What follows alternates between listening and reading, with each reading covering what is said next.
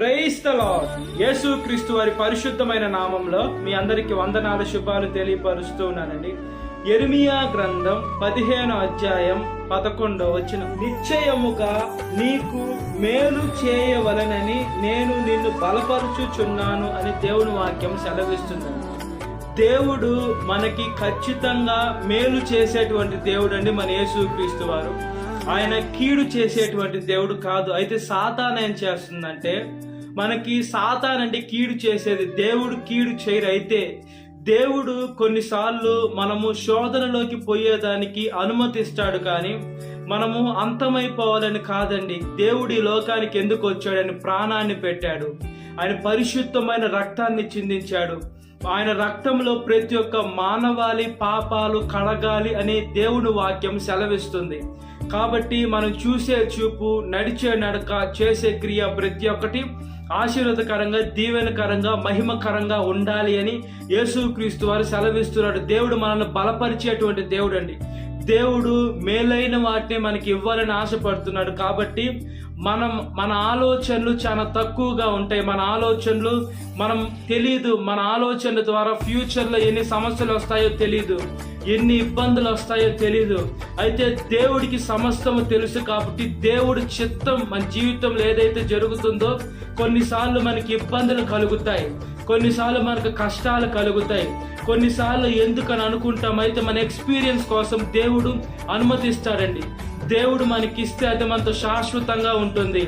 దేవుడు మనకి ఏదైనా మంచిదే ఇస్తాడు, మేలుకరైందే ఇస్తాడు. ఏమంటే మనం ఆయన బిడ్డలం, మనం ఆయన కన్న పిల్లలం. ఈ లోకంలో తల్లిదండ్రులు తమ కన్న బిడ్డలకి మంచివి, ఈవులు ఇవ్వాలని కోరుకుంటారు.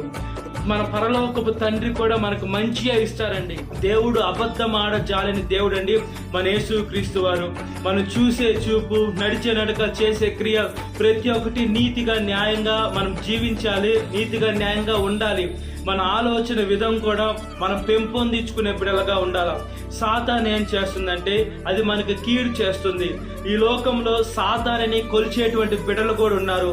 ఆ సాతానుని కొలిచేటువంటి బిడ్డలు ఏం చేస్తారు? అజ్ఞానంలో ఉన్నారు. వాళ్ళు ఏం చేస్తున్నారంటే సాతాను మాట వింటున్నారు, సాతానికి లోనవుతున్నారు, సాతానికి పూజలు చేస్తున్నారు, సాతాన్ని వాళ్ళ కత్తి మీద పెట్టుకుంటున్నారు. వాళ్ళకి తెలియని పరిస్థితి ఏంటంటే అది వాళ్ళ తల మీద సాతాను కాలు పెట్టి పాతాళంలోకి తొక్కి వేస్తుంది అని వాళ్ళకి అర్థం కాని పరిస్థితుల్లో ఉందండి.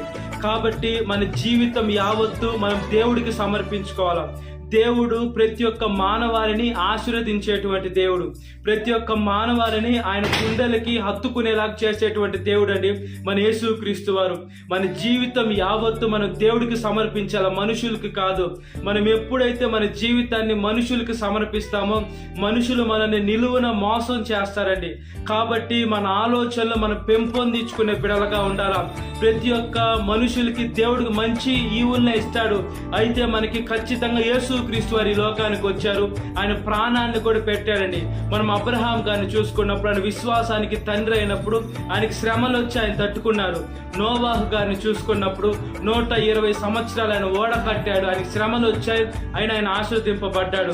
యోబు గారిని చూసుకున్నప్పుడు ఆయనకి 7 అంతలు సంపూర్ణంగా బాధల్లో ఉన్నా కూడా యోబు గారు ఆ బాధల్లో కూడా దేవుడిని వదిలిపెట్టలేదు, ఆయన ఆశీర్వదకరంగా మారారు.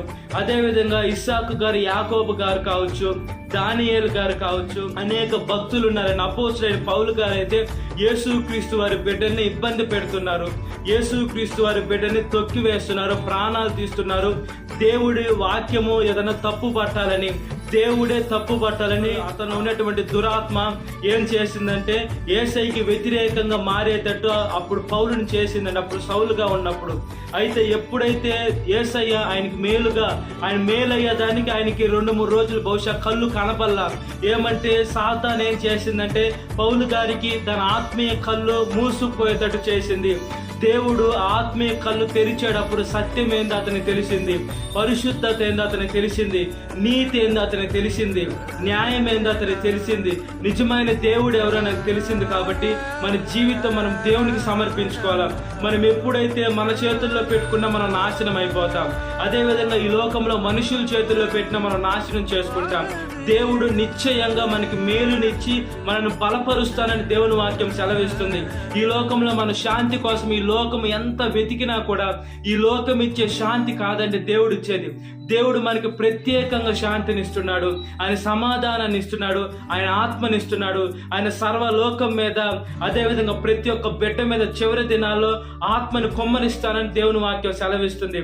మనకి ఈ లోకంలో బంగారము దిగేసుకోవాలనో, లేదా స్థలాలు కావాలా, పొలాలు కావాలా, ఇల్లు కావాలని ఆలోచించకుండా మనము దేవుని ఆత్మ కోసం మనం ఎప్పుడైతే ప్రార్థన చేస్తామో ఆయన ఆత్మ పూర్ణులుగా మనల్ని చేరని ఆశపడుతున్నాడు. మన శరీరంలో దేవుడు ఉండాలని ఆశపడుతున్నాడు. కాబట్టి ఈ లోకంలో చెత్తనంతా, పనికి రాందంతా వదిలేసి, సొలొమోను మహారాజు గారు చెప్పినట్లుగా ఈ లోకంలో సమస్తము వ్యర్థాన్ని వదిలేసి పరిశుద్ధమైన మార్గంలో, దేవుని మార్గంలో, దేవుని బిడ్డలుగా, బలపరిచేటువంటి దేవుడి బిడ్డలుగా ఈ లోకంలో బ్రతుకున్నట్లుగా ప్రార్థన. మహాపరిశుద్ధాత్మదేవ, మా ప్రియ పరలోకమందున్న మా తండ్రి, మా ప్రార్థన దయతో ఆలకించమని అడుగుచున్నాను. సాతాను మమ్మల్ని బాధ పెడుతుందయ్యా, దుఃఖ పెడుతుందయ్యా, శోధిస్తుందయ్యా. శోధనని జయించేవాడు భాగ్యవంతుడు అని దేవుని వాక్యం సెలవిస్తుందా. మేము భాగ్యవంతులుగా అయిపోవాలయ్యా. ఈ లోకంలో మనుషులు పెట్టే నిందలకు, మనుషులు చెప్పే అబద్ధాలకు మేము లోను కాకూడదయ్యా. మేము డిప్రెషన్లోకి వెళ్ళకూడదయ్యా. మేము ఎలా ఉండాలంటే, ఎంత పర్ఫెక్ట్గా ఉండాలంటే, డిప్రెషన్లో ఉన్నవారిని మన పరిశుద్ధమైన దేవుడి మార్గంలోకి నడిపించి వాళ్ళను కూడా మీ సాక్షులుగా మార్చేదానికి సేవకులైన వేసే ప్రతి ఒక్క బిడ్డని మీరు ఎన్నుకున్నారు. మీకు స్తోత్రం చెల్లిస్తున్నామయ్యా. ధవల్లో ఉండడా స్తోత్రం, రత్నం ఉండడా స్తోత్రం, ప్రకాశమానమైన వేకు చుక్క స్తోత్రం, జల్దారు వృక్షము వంటి వాడ పరిశుద్ధమైన దేవ, వాక్కును పంపి లోకాన్ని సృష్టించిన దేవ, వాక్కును పంపి బాగు చేసిన దేవ, యేసయ్య మీ నామాన్ని మహిమపరిచే బిడ్డలుగా మమ్మల్ని వాడుకోమని అడుగుచున్నాను. మీ సేవకులుగా మమ్మల్ని ఎన్నుకున్నారు. మీకు స్తోత్రం చెల్లిస్తున్నాను. మీ కృపలో ప్రతి ఒక్క బిడ్డని జ్ఞాపకం చేసుకోమని అడుగుచున్నానయ్యా.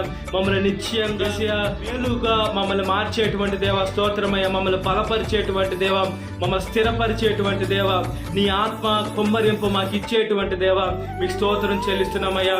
యేసు మీ సేవలో మేము వాడబడినట్లుగా ప్రాధేయపడుతున్నానయ్యా. యేసు యవనస్తురాల్ని సాతాను టార్గెట్ చేసిందయ్యా. యవన వయసులో మీ కాడి మోయట నరునికి మేలు కాబట్టి మీ కాడిని సాతాను మొయ్యనీయకుండా యేసు ఎంతగానో యవనస్తుల్ని అట్రాక్ట్, శరీరాశ, నేత్రాశ, జీవడమ్మానికి లోన్ చేసి తమ శరీరాలు, తమ నోట్లు, తమ ఆలోచనలు చెడిపేస్తుందయ్యా. యేసయ్య అదే విధంగా ప్రతి ఒక్క బిడ్డని జ్ఞాపకం చేసుకోమని, వాళ్ళలో గిలగిలలాడించైనా సాతాను వాళ్ళ నుంచి వెళ్ళిపోయేదానికి సహాయం చేయమని, సాతాను శోధన ప్రతి ఒక్క బిడ్డను విడుదల దయచేయండి. ఈ వాక్యం వింటున్న ప్రతి ఒక్క బిడ్డని పేరు పేరున జ్ఞాపకం చేసుకోండి. ఈ దినకాలపు దీవెనతో నింపమని నజరేయుడైన యేసుక్రీస్తు వారి పరిశుద్ధమైన నామములో మిక్కిలి వినయం అడుగుచున్నాను నా పరలోక తండ్రి. ఆమేన్. Praise the Lord. God bless you. Have a great day.